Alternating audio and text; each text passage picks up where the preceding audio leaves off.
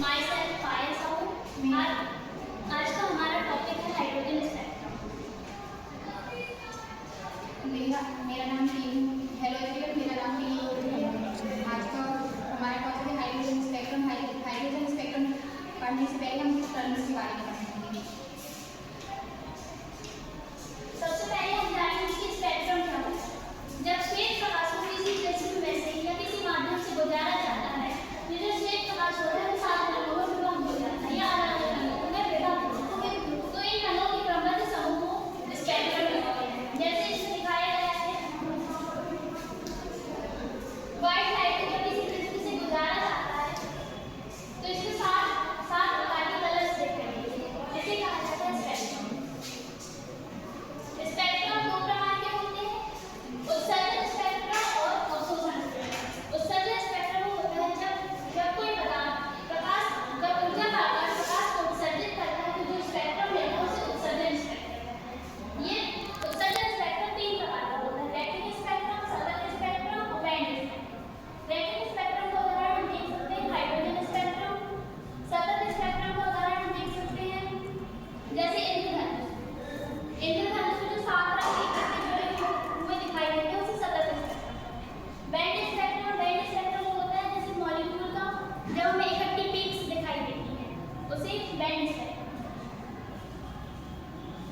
और अवशोषण स्पेक्ट्रम वो होता है जब प्रकाश पावक ऊर्जा को अवशोषित करते हैं, उससे जो स्पेक्ट्रम प्राप्त होता है उसे अवशोषण स्पेक्ट्रम कहते हैं।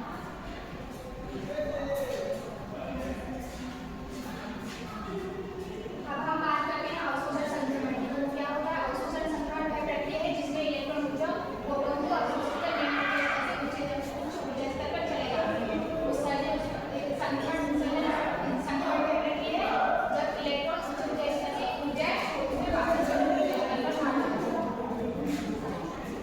और डायग्राम में देख सकते हैं जब इलेक्ट्रॉन ऊर्जा अवस्था में ग्राउंड स्टेट में तो जब इलेक्ट्रॉन रेडिएशन देते हैं तो यदि जो हम एनर्जी देते हैं यदि वो E2 - E1 बराबर h2 के बराबर होती है, मतलब जितनी एनर्जी इसको इधर जाने देनी चाहिए उतनी एनर्जी हम देते हैं तो यह ऊर्जा पाकर वहाँ चला जाता है। इसी को कहते हैं अवशोषण संक्रमण। और इसी प्रकार जब हम इलेक्ट्रॉन यहाँ पर जब रहता है तो यह एनर्जी छोड़ के वापस ग्राउंड स्टेट पर आता है। इसी को कहते हैं हम उत्सर्जन संक्रमण। अब हम बात करते हैं हाइड्रोजन स्पेक्ट्रम। हाइड्रोजन स्पेक्ट्रम की स्टडी सबसे पहले बामर ने की थी। हाइड्रोजन स्पेक्ट्रम एक रैखिक स्पेक्ट्रम होता है। हाइड्रोजन का स्पेक्ट्रम परमाणु स्पेक्ट्रम का सबसे सरल होता है। जो हाइड्रोजन स्पेक्ट्रम क्या होता है? तो हाइड्रोजन स्पेक्ट्रम जब हम हाइड्रोजन गैस को गर्म करते हैं या उसमें इलेक्ट्रिकल डिस्चार्ज करते हैं तो वह प्रकाश निकालता है। वह प्रकाश कंटिन्यूअस ना होकर लाइन्स के रूप में होता है। जो लाइन्स हमें प्राप्त हो रही है उसे हम हाइड्रोजन स्पेक्ट्रम कहते हैं। हाइड्रोजन स्पेक्ट्रम लाइन्स के रूप में जो प्राप्त होता है यह उसकी एटॉमिक संरचना के कारण प्राप्त होता है, क्योंकि इसमें एक ही एटम होता है और ये निश्चित ऊर्जा के रूप में इस वाले समय को चक्कर लगाता है। हाइड्रोजन स्पेक्ट्रम का अध्ययन केवल बामर ने नहीं और भी वैज्ञानिकों ने किया है जिनके नाम निम्नलिखित हैं। जैसे जॉन बाल्मर ने दृश्य प्रकाश में क्षेत्रों की लाइन की दृश्य प्रकाश क्षेत्र में लाइनों की पहचान की है। और एंगस्ट्रॉम ने सन 1853 से 1871 के बीच सबसे पहले हाइड्रोजन स्पेक्ट्रम के रेखाओं को देखा और मापा है। और जो नील्स बोर हैं उन्होंने हाइड्रोजन स्पेक्ट्रम की व्याख्या की है। और अन्य वैज्ञानिक हैं जिन्होंने लाइमन, पार्सन, ब्रैकेट, होल्टन भी विभिन्न स्पेक्ट्रम श्रेणियों का अध्ययन किया। अब हम देखते हैं लाइन स्पेक्ट्रम ऑफ हाइड्रोजन।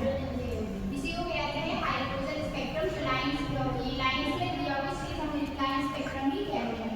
तो इसमें हाइड्रोजन स्पेक्ट्रम में 5 प्रकार की श्रेणियां होती हैं। जो ये लाइन श्रेणी, बामर श्रेणी, पार्शियल श्रेणी, ब्रैकेट श्रेणी और कुंड श्रेणी यहाँ पर दी गई है। तो इसमें लाइन सीरीज में होता क्या है? जो इलेक्ट्रॉन होता है क्योंकि हम जानते हैं कि उत्सर्जन स्पेक्ट्रम है तो जो इलेक्ट्रॉन होता है वो एनर्जी छोड़कर वापस आता है। तो यहाँ पर